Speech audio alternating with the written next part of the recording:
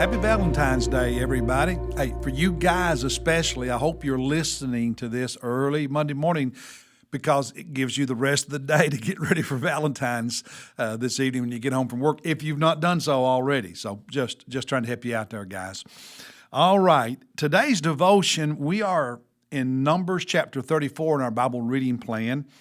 And what really jumped out at me, and some of you are thinking, if you've read this, did anything jump out at you? Because this is when, God tells Moses how to divide the promised land between the tribes, and here's going to be the boundaries of the nation to the east, west, north, and south. And you think, okay, a lot of detail. I didn't get anything out of it.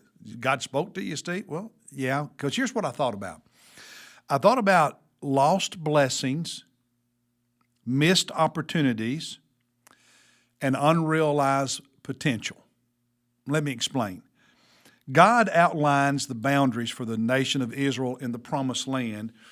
And when you get on a map and look at all of those boundaries, it's a large country, large territory. The problem is, once the Jewish people entered the promised land under the leadership of Joshua, while they conquered much of it and settled it, they never occupied all the land God had promised. They never conquered all the land that God had assigned to the various tribes.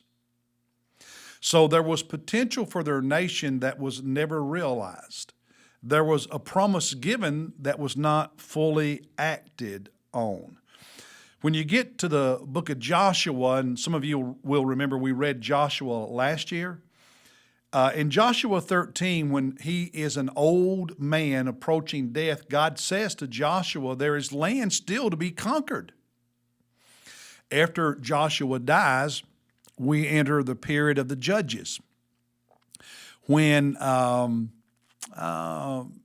people of Israel went through a cycle time and time again of sinning, God allowing other countries or people groups to oppress them militarily. They would cry out to God for help, repent. God would send a judge, a leader for a period of time to rescue them, and things would be okay for a little while. Then they would sin again, and that cycle was repeated. Then you get to the point they want a king. They get Saul, and he ends up being a wicked king in the end. The point is, because of their failure to really obey God and to go through these cycles of following God and disobeying God, getting right with God and disobeying God, because of their disobedience as a nation, they never occupied, never lived in, never conquered all the land God had promised them. And to me, that's kind of sad. But it got me thinking about my own life and your life. What blessings have I missed out on because I've sinned, because I disobeyed God? What opportunities did not come my way because I wasn't walking closely enough with God for Him to bless me with those opportunities? That's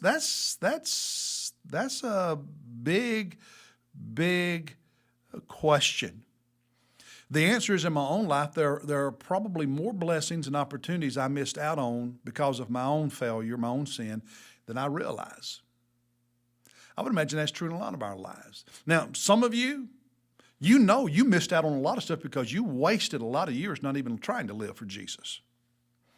And yet, in spite of all that, God has blessed me and He's blessed you.